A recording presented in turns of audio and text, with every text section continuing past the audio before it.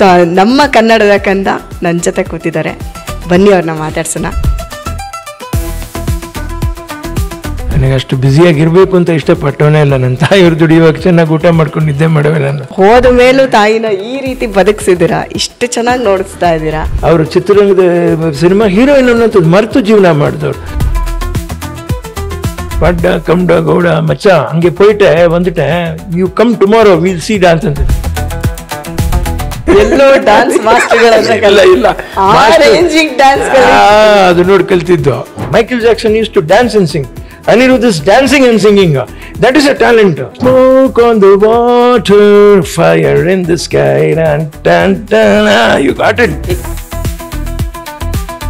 So first ಸಿನಿಮಾಗೆ ನಿಮ್ಗೆ ಇಷ್ಟೆಲ್ಲ ತಯಾರಿ ಮಾಡಿದ್ರು.